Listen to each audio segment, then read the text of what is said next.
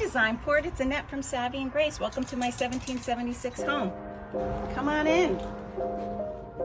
So when I bought the house, the ceilings were still low as they are now. The beams were still very dark, and I did paint them white because I felt like it just lightened up the space and didn't make it feel crowded.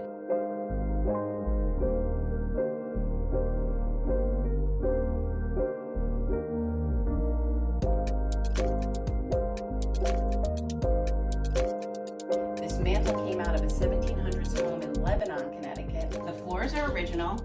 Actually, when I had the guy come in to refinish the floors, he told me these floors are worth so much money that if I wanted to disassemble the house and the barn, I probably would make more money than if I sold the house. But I didn't want to do that. I wanted to save the house. The kitchen was a disaster. It had modern tile. I kind of redesigned it so that it would make more sense. And then this was a wall right here that we took down, and I added the island. Shiplap I added, and I cut back the ceiling so that it wouldn't be so low. Because it's such a small house, its storage is really a challenge. So we actually made a little trap door to store things. My builder actually made this for me so it all kind of looks like it was meant to be here just the way it is. When we were redoing the house, there was a little crawl space attic up here, and I asked the builder if we could expose the beams and open it, and he said yes, and it now looks so cool.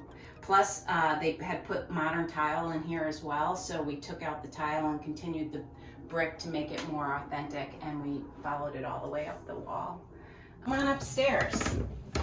This is the chimney, so we put a bookshelf here.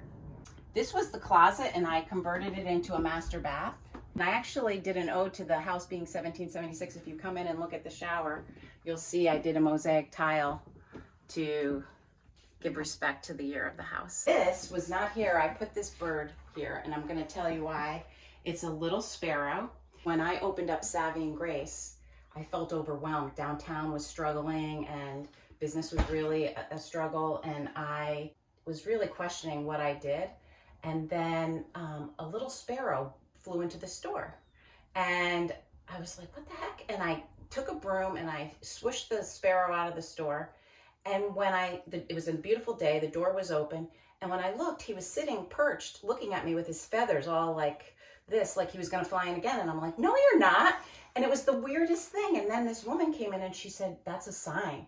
That's a sign. She said, you know, sparrows have been around since before dinosaurs. And even though there was bigger, stronger birds, they never were, you know, they're extinct now, but the sparrow is still here. And that was a sign to let you know that even if you're feeling small, you're gonna survive and it's gonna be fine.